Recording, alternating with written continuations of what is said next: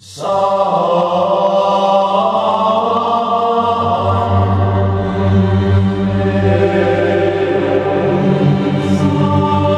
friends, welcome to my channel. Friends, ಜಗತ್ತಿನಲ್ಲಿ ಅನೇಕ ದೇಶಗಳಿವೆ. ಅವುಗಳ ಬಗ್ಗೆ ನಾವು ಪ್ರತಿದಿನ ಕೇಳುತ್ತಿರುತ್ತೇವೆ. ಆದರೆ ಒಂದು ದೇಶವಿದೆ, ಅದರ ಹೆಸರು ಕೇಳಿದರೆ ಸಾಕು ರಹಸ್ಯಗಳು ಮತ್ತು ಪ್ರಶ್ನೆಗಳು ನಮ್ಮ ಮೆದುಳಿನಲ್ಲಿ ಸುಳಿದಾಡುತ್ತವೆ. ಅದೇ ತಜಕಿಸ್ತಾನ್ ಎಂಬ ಪುಟ್ಟ ಮುಸ್ಲಿಂ ದೇಶ. ಅಲ್ಲಿನ ಸಂಪ್ರದಾಯಗಳು ಎಷ್ಟು ವಿಚಿತ್ರವಾಗಿವೆ ಎಂದರೆ ಅದನ್ನು ಕೇಳಿದರೆ ನೀವು ನಂಬುವುದಿಲ್ಲ. ಈ 21ನೇ ಶತಮಾನದಲ್ಲೂ ಹೀಗೆಲ್ಲ ನಡೆಯುತ್ತದೆ ಎಂದು ಅನಿಸುತ್ತದೆ. ಅಲ್ಲಿನ ಕೆಲವು ಕಾನೂನುಗಳು ಎಷ್ಟು ಕಠಿಣವಾಗಿವೆ ಎಂದರೆ ಅವುಗಳನ್ನು ಕೇಳಿದರೆ ಆತ್ಮವೇ ನಡುಗಿ ಹೋಗುತ್ತದೆ.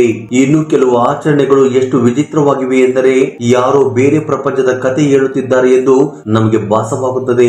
ಅಲ್ಲಿನ ಜನರ ಜೀವನ ಮತ್ತು ಅವರ ಜೀವನ ಶೈಲಿಯಲ್ಲಿ ಅಡಗಿರುವ ಸತ್ಯಗಳನ್ನು ನೀವು ತಿಳಿದರೆ ಆಶ್ಚರ್ಯ ಪಡುತ್ತೀರಿ.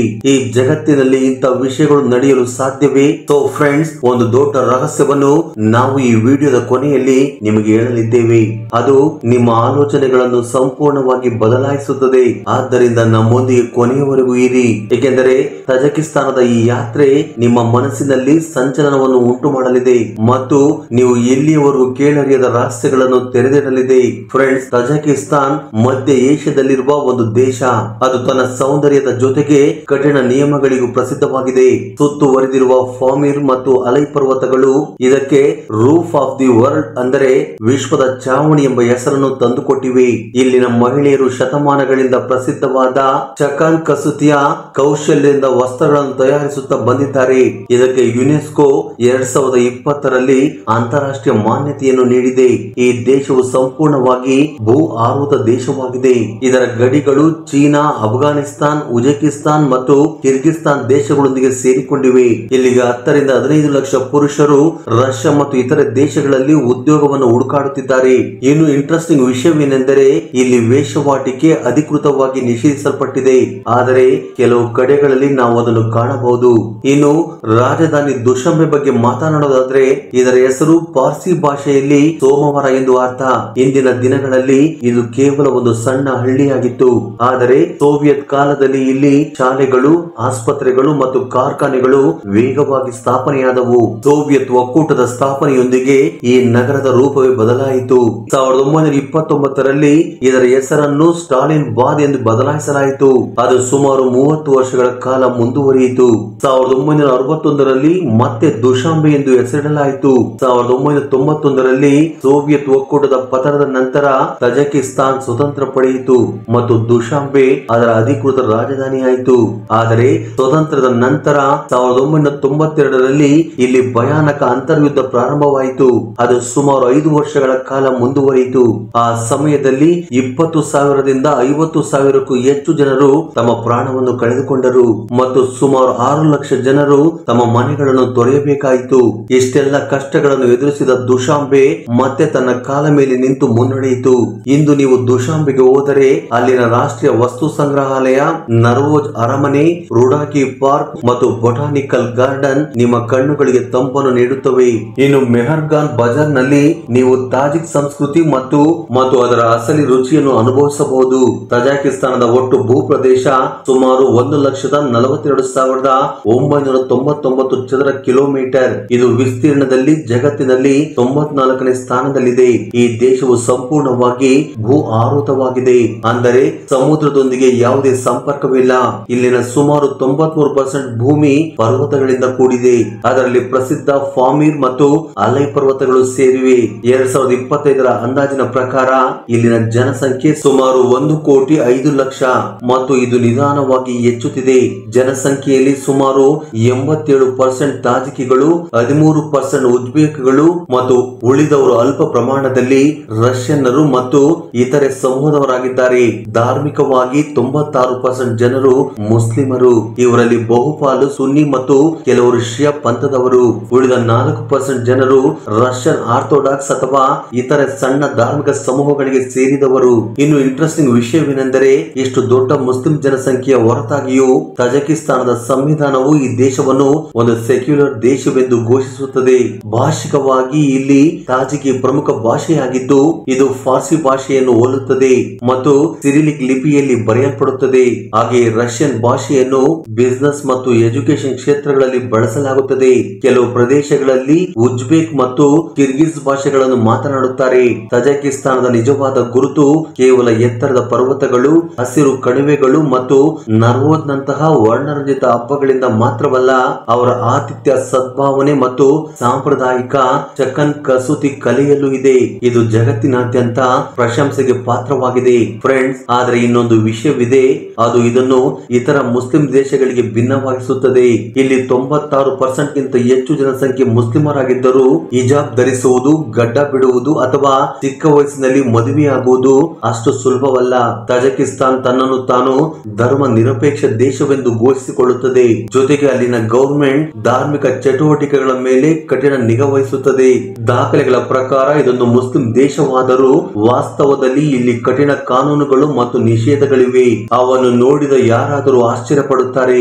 2007ರಿಂದ ಸ್ಕೂಲ್ಗಳು ಮತ್ತು ಸರ್ಕಾರಿ ಕಚೇರಿಗಳಲ್ಲಿ ಹಿಜಾಬ್ ಧರಿಸುವುದನ್ನು ನಿಷೇಧಿಸಲಾಗಿದೆ. ಸರ್ಕಾರದ ತರ್ಕವೇನೆಂದರೆ ಇದು ಕಟ್ಟುನಿಟ್ಟಿನ ಧಾರ್ಮಿಕ ಮೂಲಭೂತವಾದವನ್ನು ನಿಯಂತ್ರಿಸಲು ಮತ್ತು ದೇಶದ ಸಂಸ್ಕೃತಿ ಮತ್ತು ಗುರುತನ್ನು ರಕ್ಷಿಸಲು ಸಹಾಯ ಮಾಡುತ್ತದೆ. 2016ರಲ್ಲಿ ಕಟ್ಲೋನ್ ಪ್ರಾಂತ್ಯದಲ್ಲಿ ಹಿಜಾಬ್ ಅಥವಾ ಬುರ್ಕಾ ಮಾರಾಟ ಮಾಡುವ ಸುಮಾರು 60 ಅಂಗಡಿಗಳನ್ನು ಮುಚ್ಚಲಾಯಿತು. ಅದೇ ರೀತಿ 2024ರ ವರದಿಯ ಪ್ರಕಾರ ಯಾರಾದರೂ ಈ ನಿಯಮಗಳನ್ನು ಉಲ್ಲಂಘಿಸಿ ಕಪ್ಪು ಬಟ್ಟೆಗಳನ್ನು ಧರಿಸಿದರೆ ಅವರಿಗೆ ಸುಮಾರು 79,000 ಸೊಮಾನಿ ರೂಪಾಯಿಗಳವರೆಗೆ ದಂಡ ವಿಧಿಸಬಹುದು ಎಂದು ಆರ್ಡರ್ ಅನ್ನು ಪಾಸ್ ಮಾಡಿತು. ಶ್ರೀ ಚಕ್ರೇಶ್ವರಿ ಜ್ಯೋತಿಷ್ಯ ಪೀಠಂ. ನಿಮ್ಮ ಸಮಸ್ಯೆ ಏನೇ ಇರಲಿ ಚಿಂತಿಸಬೇಡಿ, ಈಗಲೇ ಕರೆ ಮಾಡಿ ಪರಿಹಾರವನ್ನ ಪಡೆದುಕೊಳ್ಳಿ. ಪ್ರೇಮ ವೈಫಲ್ಯ, ಗಂಡ ಹೆಂಡತಿ ಗುಪ್ತ ಸಮಸ್ಯೆ, ಇಷ್ಟಪಟ್ಟವರ ಜೊತೆ ಮದುವೆ, ಮಕ್ಕಳು ನಿಮ್ಮ ಮಾತು ಕೇಳುವಂತಾಗಲು, ನಿಮ್ಮ ಜೀವನದ ಕಠಿಣ ಹಾಗೂ ಗುಪ್ತ ಸಮಸ್ಯೆಗಳಿಗೆ ನಮ್ಮಲ್ಲಿ 2 ದಿನದಲ್ಲಿ ಗುಪ್ತ ರೀತಿಯಲ್ಲಿ ಪರಿಹಾರ ಶತಸಿದ್ಧ. ಪಂಡಿತ್ ಕಾಳಿದಾಸ ಗುರುಜಿ. ಹೆಚ್ಚಿನ ಮಾಹಿತಿಗಾಗಿ ಹಿಂದೆ ಸಂಪರ್ಕಿಸಿ 8722221062.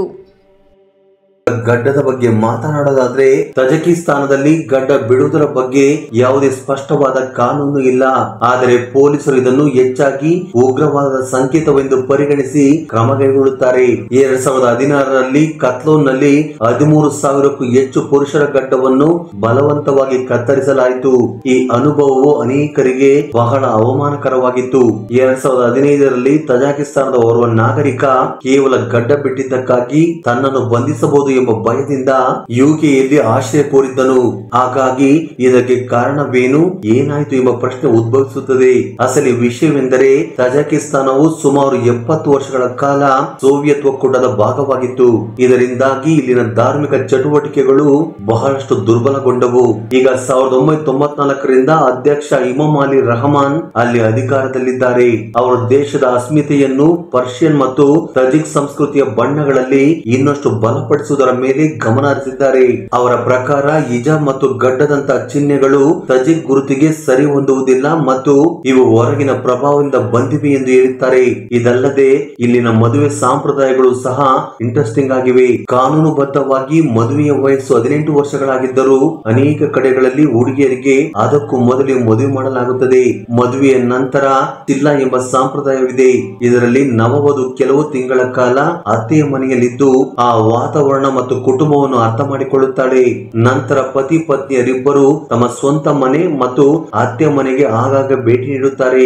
ಇಲ್ಲಿ ಶವಾಗ ರಾತ್ರಿಯನ್ನು 40 ದಿನಗಳ ಕಾಲ ಆಚರಿಸುತ್ತಾರೆ ಎಂಬುದು ನಿಜವಲ್ಲ.